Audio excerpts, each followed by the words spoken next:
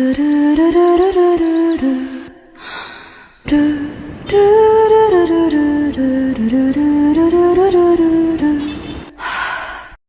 Philippines possesses exceptional biodiversity, characterized by numerous endemic species of flora and fauna. The country is also considered one of the world's richest in natural resources.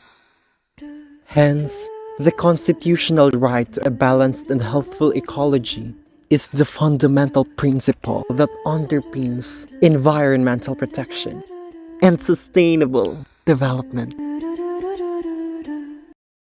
So, ang state ng environment and our natural resources is very ruined siya is because ang mga tao nagatapon lang kahit saan. Marami pong nasisira na coral reefs itself, the fishes, may mga micromolecules na nasisira. Sa una, wala to sila diri. Sa diri lang makakuha kag dagko mga talakito. Sa kaning salmonite lisod ng taon. Every major change starts from ourselves. Know what are limitations and know what are the things that we can do na para ma-preserve pa ang ating environment. Wala tayong ma-blame, kundi ang sarili din natin. The Philippines is a signatory to various international conventions, agreements related to nature conservation, including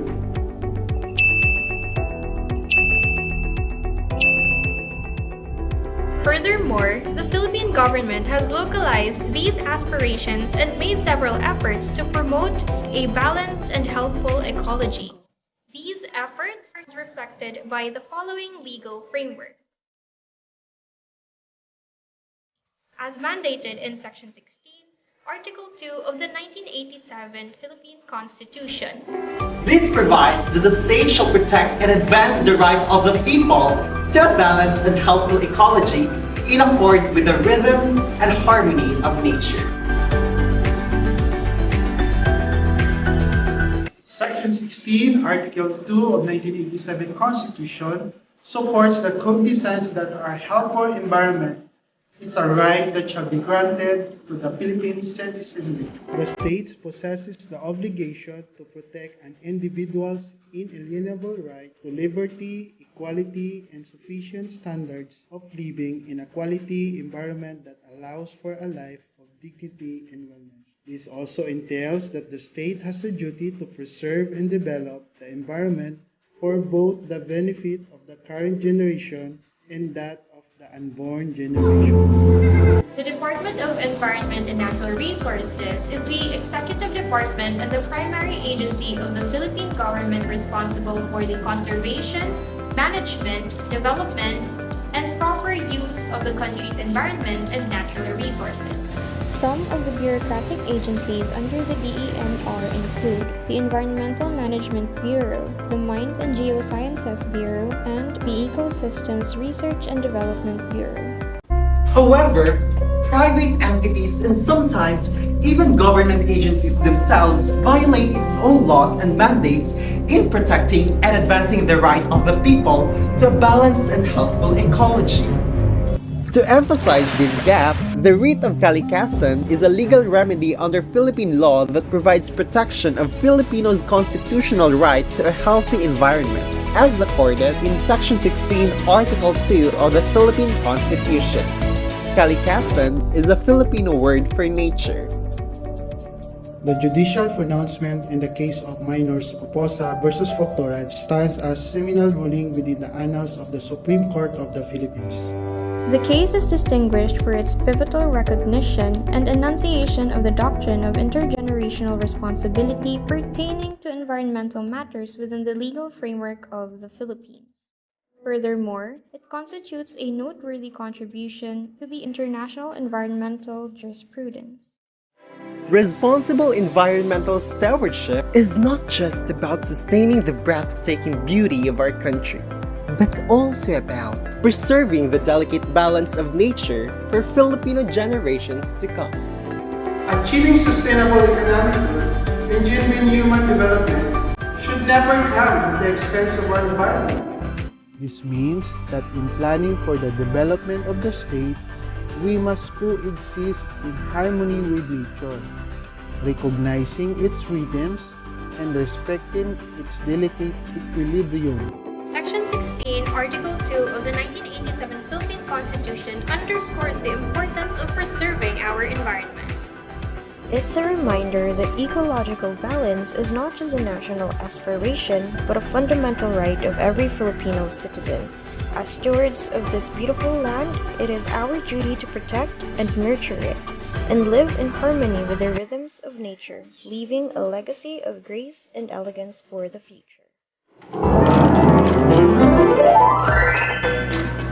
We, the people, are the stewards of the environment we inhabit.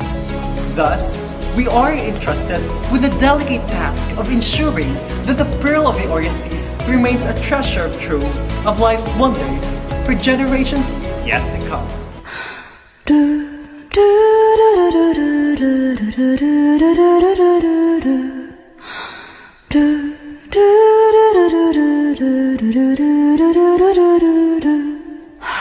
Fulfilling our intergenerational responsibility for a balanced and healthful ecology is the moral imperative of our time.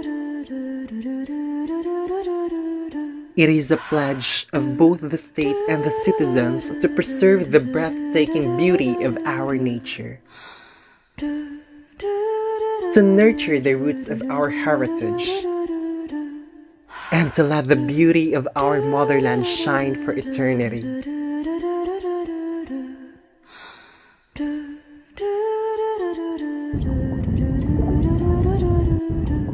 Hindi lang tayo ang affected if ever masira yung ating environment. Also, the kids itself in the near future, mas malalong mahihirapan sila is because sila yung makikinabang, is interconnected ang lahat ng bagay. I think my message will not only focus for the next generation but also for my generation. Tayo yung may pinakamabigat na responsibilidad on taking care of our environment because at the end of the day, tayo lang din naman ang tatamasa kung ano ang ginagawa natin ngayon. At kung ano man yung mga bagay na ginagawa natin na ikakasira ng ating ng Mother Earth, I think it's about time for us na itama na ito so that sa darating na panahon, wala tayong pagsisisihan at ma-enjoy natin ang buhay na deserve natin in the next years.